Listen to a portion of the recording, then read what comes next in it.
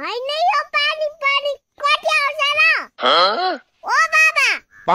यो आकाशलाई नमुट्न भन्नु न